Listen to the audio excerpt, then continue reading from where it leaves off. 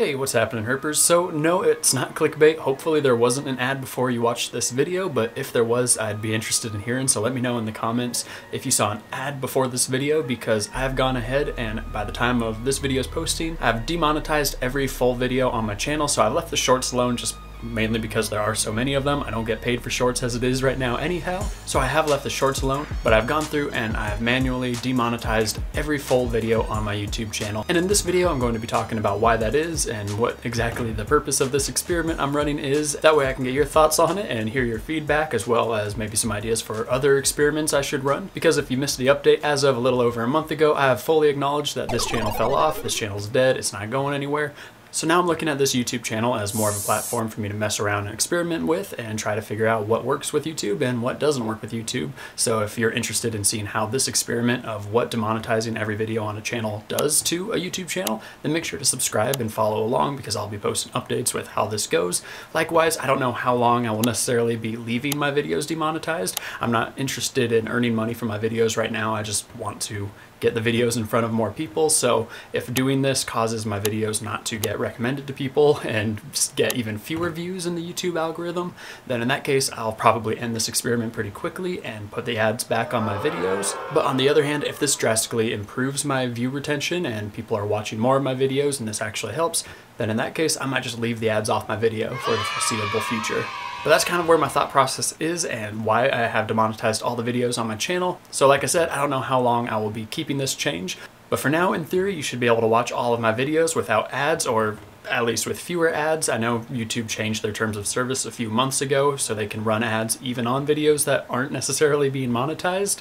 I don't know how that one works. But again, I would be interested in hearing what your experience is. If you've gotten ads before or after this video, or any mid-roll ads, there shouldn't be any ads on this video. So let me know if any ads do interrupt this. But anyway, if things go as planned and there aren't ads on my videos right now, this is your chance to watch all of my videos ad-free. And I'd like to thank my patrons, who are the reason why I can turn off and not sweat losing any YouTube ad revenue, because they're supporting me directly over on Patreon. So if this does work out and you get to see more of my videos ad-free, then you know who to thank. So with that explanation of what the title of this video means out of the way, let's get directly into the video topic for today, which comes directly from my patrons. This is the patron chosen video of the month. This month, instead of putting a multiple choice poll of what video topic you guys wanted, I just asked you guys what you wanted to see. Not that many people have been voting anyway, so I figured it would be easy enough just to field your ideas and see what would work.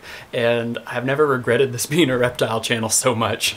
And what I mean by that is I loved your ideas. I really want to do the ideas that you left me on Patreon. But the thing is, it is hard to make reptile content during the winter. So you can see behind me, I had to time today's video very carefully, but Elle, my Tegu, is basking right behind me. I'll see if I can get that light adjusted. Zoom in on her. So you can see she's only kind of half awake. Her eyes are open, but only halfway. And I had to time today's video to really even get this much out of her. Right now, Elle has only been awake for maybe 1 to 2 hours out of the day, so that's about the action I'm getting out of her. Spot, the Western Diamondback, who's hanging out up here. Well, I'm not going to stand up or I'll really start rattling, but again, I had to kind of time this for his basking period. He has been more active this winter than really any of my other reptiles. I'm not sure if it's just the new location, having more space, or what the reason is, but he has had a very active brumation this year. And then down here on the very bottom, I'll get you guys off the tripod to show you Cleo. Cleo has actually been very active today, and that is because she just finished shedding her skin. It's kind of behind her under the stump back there, so I'll try to fish that out later. But I mean it when I say this is about as active as all of my reptiles have been in really the last month. Oops, look at that. Oh, her eyes are open again. I'll back up. We'll probably get to see it drift shut again. I'll just zoom in. But as you can see, winter is very chill for reptile keeping. No pun intended. But if you want puns, you can check out last month's Patreon chosen video, which was all the worst reptile jokes I know. You know what, I'll actually try filming the video like this. I'll just open up the door and we can see what Cleo wants to do. I have not taken her out, and I've opened the door a few times and given her the opportunity to come out a few times this winter.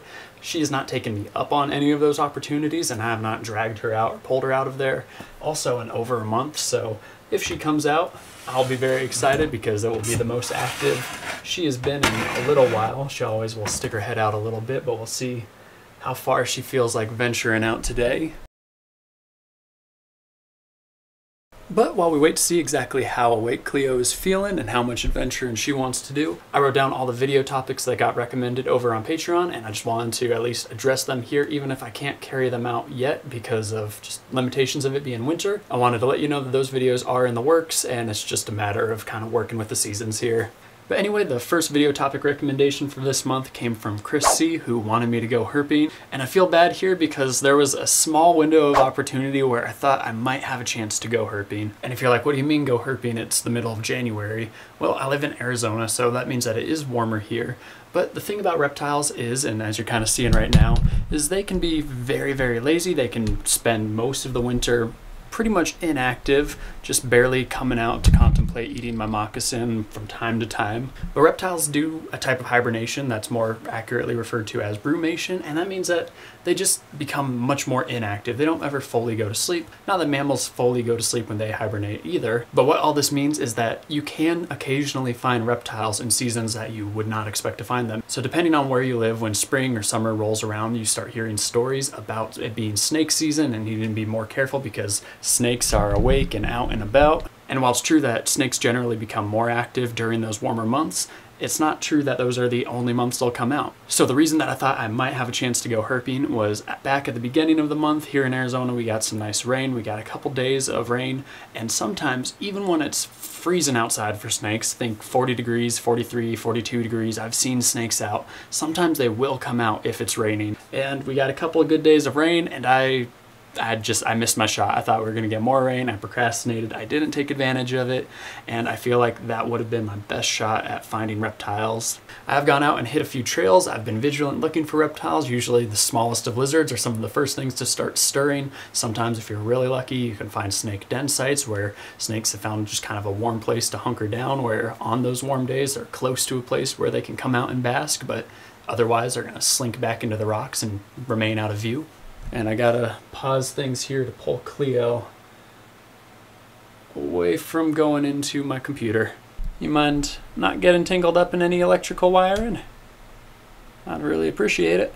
But anyway, not even the smallest of reptiles are usually some of the first ones I see are out stirring. So without planning more of a trip, which I just haven't had time to do, to go to places where I know I can find them this time of year, I just haven't had a good chance to go herping. But if you guys are interested in just seeing some pretty desert photography and going on some maybe trail hikes while I talk reptiles, I have been out hiking. I have been keeping my eyes open looking for reptiles. I haven't found any yet, and I don't want to just call a hike a herping video. But if you guys have more questions that you want to see me cover, then I could probably do some hiking Q&A videos where I can find a cool trail, show you guys some cool views, do some desert exploring while going over reptile Q&A stuff. So if that sounds interesting to you, then leave those questions down in the comments section, and maybe that will be a video I do in the future.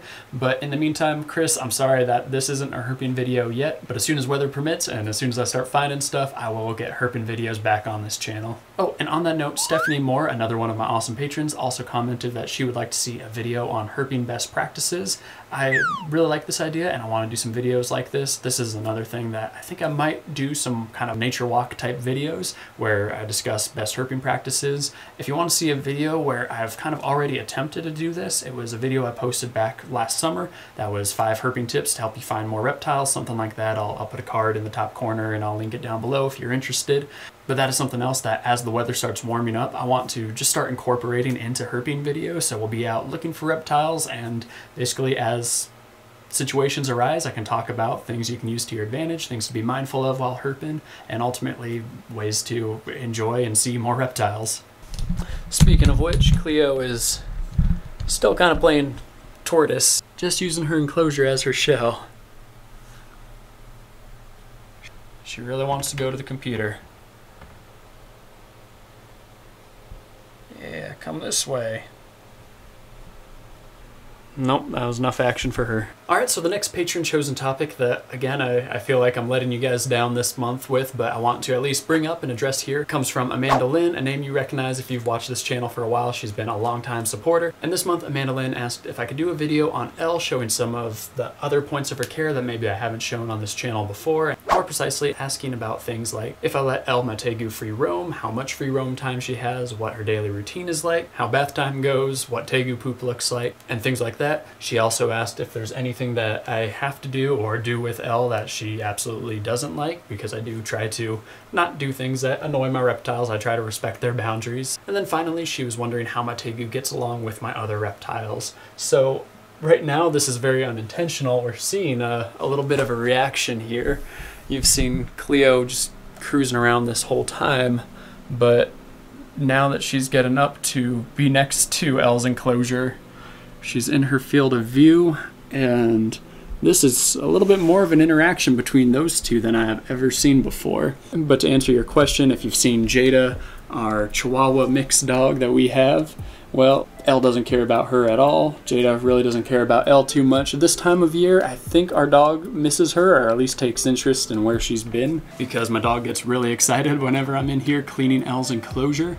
But that isn't that often this time of year. And it kind of goes into why I feel like I can't even meet the most like bare bones bottom request on the request that Amanda asked of showing you what Tegu poop looks like. Is this time of year she's not even pooping often enough that I'm really spot cleaning her cage. I might get a few tufts of hair every now and then left over from I don't know how long ago. And this time of year, I'm really only feeding her about once, sometimes twice a week, just depending on how active she is and how out and about she is. Most days this time of year though, she'll come out, sit and bask for about an hour, maybe 2 hours a day, and then she's back into her log, sleeping away most of her time. But I can tell she's interested in Cleo because, oh, don't fall, because this is more motion and kind of more alertness than I've seen out of her in a while.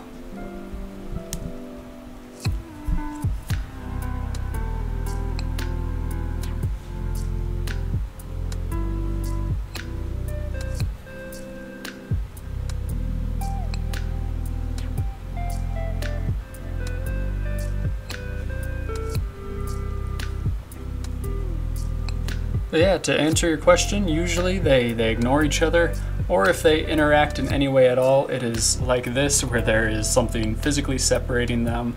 It would not be safe or responsible of me to actually let Cleo or Elle interact in any way. A few months ago, Elle got a little too close to some of Cleo's shed skin that was sitting on the floor, and she took a bite out of it, and I've got no way of knowing she wouldn't try to take a bite out of Cleo if I open the glass right now, or even the other way around. Cleo is a very friendly snake. She has never intentionally bit me, but I don't know if Tegu might smell like food to her, and it would be irresponsible for me to remove this barrier between them.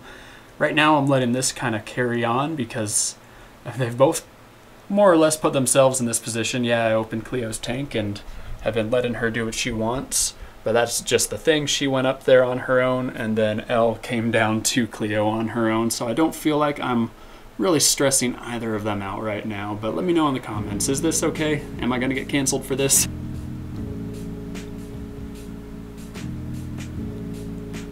But anyway, Amanda Lynn, I hope that this is at least some consolation for not getting more of a full care guide on Elle. I'll try to do a video showing more of the steps of care that I haven't already shown for her.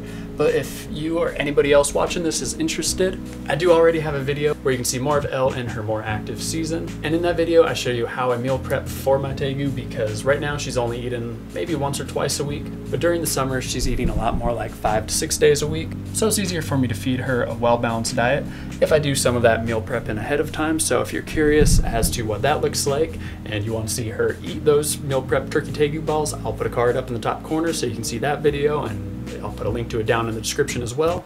But just like that, it looks like Elle has lost interest in Cleo, or at least got tired enough she wanted to go back up to her basking spot, and Cleo has shifted her attention back to hacking my computer. But on that note, I hear my dog barking. Oh, I'm coming. I'm coming.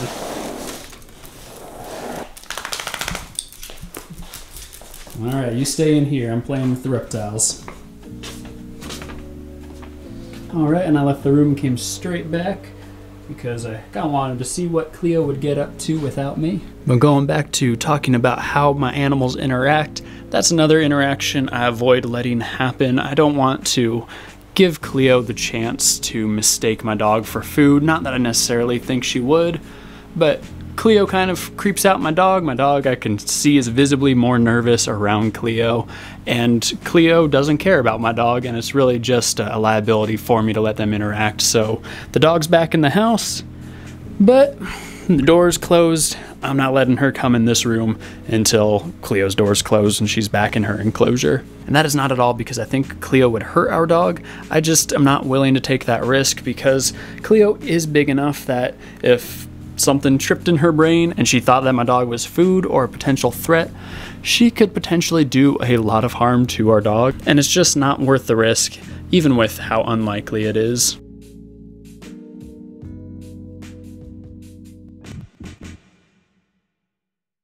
But anyhow, those were all of the patron suggestions for video topics for this month. And it looks like that was about all the energy that Cleo had in her. She's heading back into her enclosure now. And Elle has returned to her basking spot. Her eyes were closed again, but as soon as I started talking, they bolted open. So I'm going to go ahead and leave them alone and get out of their hair. Thanks for coming out and seeing everybody today, Cleo. I'm just going to scooch you in a little further. But anyhow, I hope you all enjoyed this video, and I hope that it maybe gave some of you out there a better idea of what reptile keeping looks like during the winter, or at least what brumation can look like. All the animals that I showed you in today's video are some of my more mature animals, and they didn't always brumate as heavily as they brumate now, but as they've gotten older, they've started taking longer and longer naps during the winter. So I'm going to cut the video there. I hope you enjoyed this video. I hope that it was just a kind of fun, chill winter reptile room tour, or at least half the reptile room. I'm looking at the other half of it now. But if you enjoyed this video, let me know in the comments, and I will show you what winter has looked like for my other reptiles that I didn't include in this video. So thanks again for watching this video, and most of all, thank you to the patrons that continue to make this channel possible, starting with my head herpers, Allie Ward, Amanda Lynn, Bobby Cromer, Deborah Torgerson, JCH, Lavenders, Lindsay Justice, Liz Dillinger, Sierra Sicard, Tiffany H, and Wyatt Gilbert. They are the amazing patrons that support this channel at the highest tier level every month, and I could not do it without them, as well as all the other outstanding patrons in all the other patron tiers that you see scrolling down your screen now. If you'd like to join them for as little as $3 a month and get your screen name and the end credits of every video just like this, you can do so at my Patreon link. Thank you again for your continued support. I hope you enjoyed the video, but most of all, I hope that you just keep herping. Oh yeah, I almost forgot. I demonetized all the videos on my channel. If you ever wanted to have a binge session of my content, this is the time to do it. There shouldn't be ads on the videos, and if there are ads, make sure to let me know because I'm doing some research and running some experiments with how this whole YouTube thing works. All right, thanks. See you later.